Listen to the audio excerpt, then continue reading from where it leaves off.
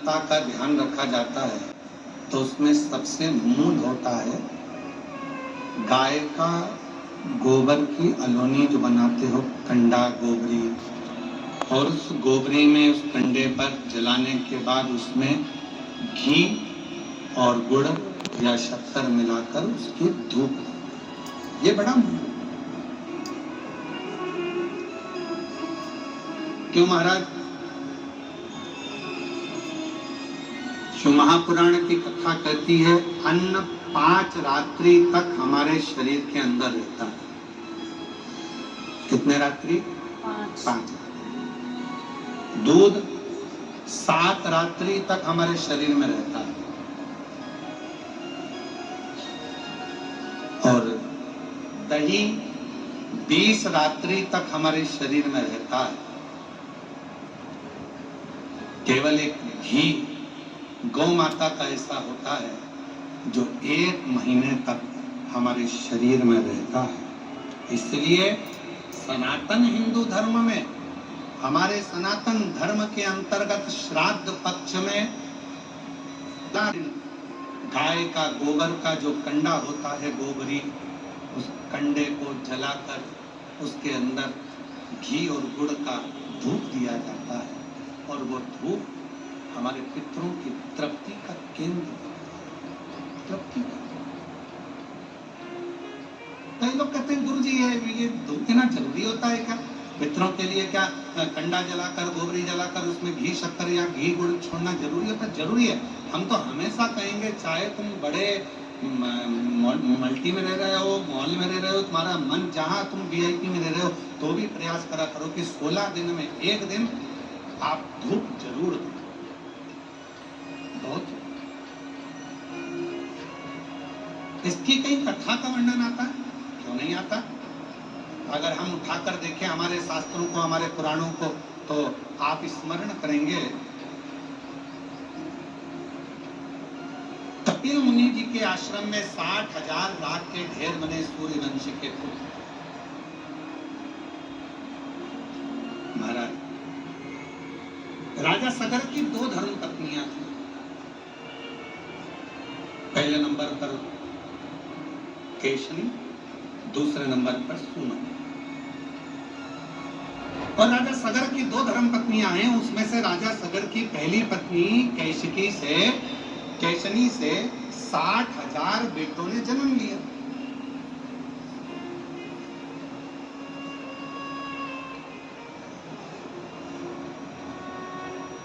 अब कई लोगों के मन में एक प्रश्न खड़ा हो जाता है, गुरु जी एक बच्चे को नारी जन्म देती है तो उसकी स्थिति क्या रहती है, और आप कह रहे हो कि 60,000 पुत्र को जन्म। तो मेरी जीजियों, मेरी बहुओं, बेटियों, मेरी माताओं, मेरी बहनों, एक बात का स्मरण रखना कि पूर्व में संतान प्राप्ति के लिए बहुत सारे व्रत होते और उन व्रतों में तब साधना का जब बल बढ़ता था तो गर्भ का कष्ट नहीं होता था और मां अपने बच्चों को जन्म दे देती उस तप बल के। आज भी आप लोग देखिए विदेशों में क्या होता है। विदेशों में 2 तरह के हॉस्पिटल बने हुए, एक जगह पर लिखा हुआ है यहाँ नॉर्मल डिलीवरी होती है, जापा होता है, और एक जगह पर लिखा था यहाँ ऑपरेशन से बच्चे होते हैं। अब जो भारत से गया हुआ एक व्यक्ति था, संत था, उसने जाकर पूछा भैया कि यहाँ ऑपरेशन से बच्चे होते हैं कि फीस कितनी है?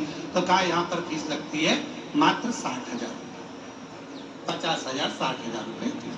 अब जो नॉर्मल डिलीवरी होती है वहां गए तो उनसे पूछा भैया यहाँ तुमने लिखा कि नॉर्मल डिलीवरी होती है, नॉर्मल जापा होता है, यहाँ कितना पैसा लगता है? तो कहा 3.5 लाख रुपए लगते हैं। अब पूछा कि यहाँ 60,000 रुपए में ऑपरेशन से बच्चा हो गया, यहाँ नॉर्मल हुआ, दोनों में क्या अंतर है? तो कहा आधे घंटे में यहाँ ऑपरेशन से बच्चा हो जाता है। यहाँ पर जब गर्भस्थ बच्चा होता है तब गर्भवती नारी को 6ठे महीने में यहाँ बुला लिया जाता है और 6ठे महीने से उसको यहाँ रखा जाता है। उसको गेहूं दे दिए जाते हैं, अपना आटा खुद पीसो और गेहूं पीस के आटा बनाओ, आटा बनाकर अपने छोटा सा खेत दे दिया जाता है, इसमें सब्जी बोकर इसमें अपनी मिर्ची, धनिया, अदरक जो करना है करो और अपना भोजन खुद बनाओ, झाड़ू खुद लगाओ, लीपो खुद, पोछा खुद लगाओ, सब काम तुम्हें करना है। और कुआं बना दिया छोटा सा, उस कुएं में से पानी भरो, सिर पे रखो अंडा, लेकर घर में जाओ, पानी पियो। ऐसा 3 महीने तक लगातार करने दिया जाता है। 3 महीने के बाद ऑपरेशन करने की जरूरत नहीं पड़ती, नॉर्मल डिलीवरी हो जाती है। 3.5 लाख रुपए उसके लगते हैं। अब हमारे यहाँ तो सास मन बेचारी कह दे कि काम कर ले, जाते के समय सास कह दे, माँ कह दे बेटा थोड़ा काम कर ले, अभी जाते का समय, तो मम्मी डॉक्टर ने कहा बेड रेस्ट, मम्मी डॉक्टर वाला बेड रेस्ट, तो डॉक्टर वाला बेड रेस्ट तो बढ़िया पलंग पर और हाथ में मोबाइल और आवाज लगा चाय लाना। अब वो इंद्र चुरा कर ले गए और उनको कपिल मुनि के आश्रम में बांध दिया। राजा सगर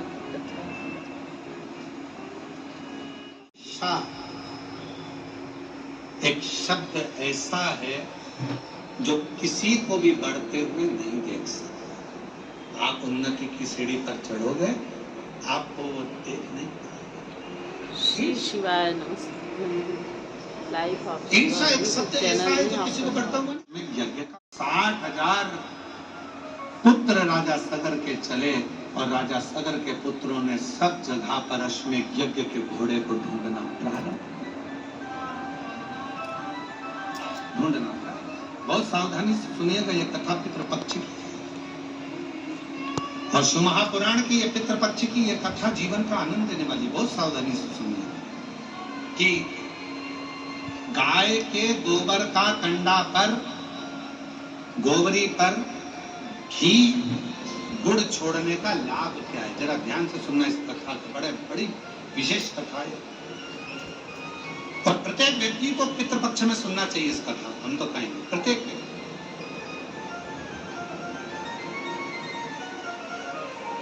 अश्वमेध यज्ञ के अश्व को ढूंढने के लिए चले।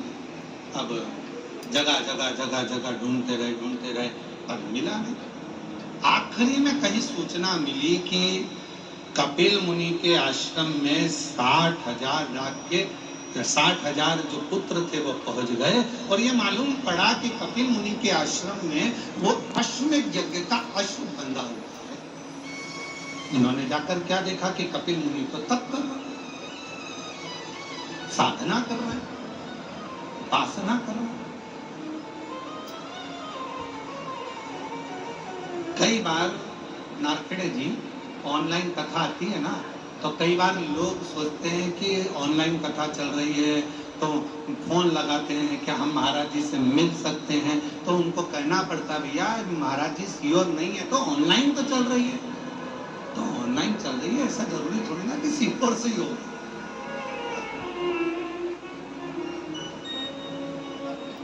कपिल मुनि के आश्रम में पहुंचकर उन्होंने देखा कि कपिल मुनि तो तप में लगे और घोड़ा पीछे बना, अश्व पीछे बना।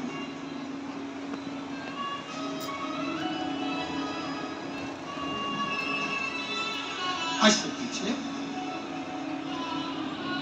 कई बार ऐसा होता है, कोई तप करने बैठता है, आंख बंद करके भजन करने बैठता है तो ऐसा लगता है कि तो बेवकूफ बना रहा है। जरूरी नहीं कि जो हमने देखा है वही सत्य। हमने जो अखबार में पढ़ा उसको लोग सत्य मान लेते हैं, जो सोशल मीडिया पे देखा उसको सत्य मान लेते हैं। उसको समझो तो, जाओ तो। हुआ है कपिल मुनि के आश्रम में, बड़ा आश्चर्य हुआ। एक संत आंखें बंद कर बैठा है, तप कर रहा है, साधना कर रहा है और बताओ उसने वो घोड़ा बांध रखा, वो भी चोरी करता। गुस्सा आ गया 60,000 उन पुत्रों को और उन्होंने तुरंत कपिल मुनि को अपशब्द कहना प्रारंभ किया। हर हर महादेव अपशब्द कहना प्रारंभ करा। जैसे ही कपिल मुनि को अपशब्द कहना प्रारंभ करा तो कपिल मुनि के नेत्र खुल गए। तुम चोर हो, तुमने हमारा अश्व चुराया है। अश्वमेध यज्ञ का जो सुना, कपिल मुनि के नेत्र की ज्वाला भड़क पड़ी और तप में कोई डूबा हुआ होता है, साधना में कोई डूबा हुआ होता है, भक्ति में कोई डूबा हुआ होता है, उसकी नेत्र की ज्योति में तेज उत्पन्न हो जाता है, एक तेज।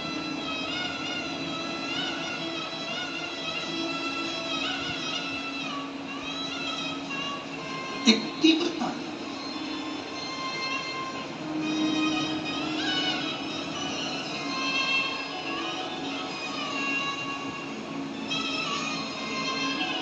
हम क्यों कहते हैं कि हम भगवान को देखें, भगवान हमें ना देखे?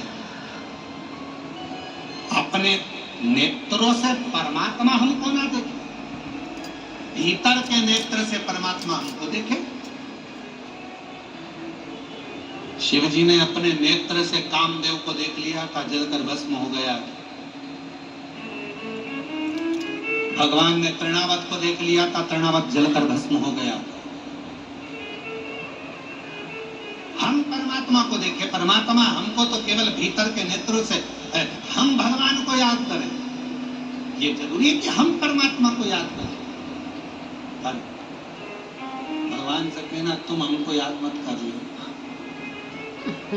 जिस दिन उसने तुम्हें याद कर लिया तुम यहाँ नहीं दिखोगे, सीधे भगवान से कहना हम तुम्हें याद करें पर तुम हमें याद मत करना। याद उसको करा जाता है जो दूर चले जाता है। मेरे शिव, आप तो अपने हृदय में हमको बिठा कर रखना, हमें याद मत करना। हम तेरे पुत्र हैं, हम तेरी संतान हैं, हम तेरी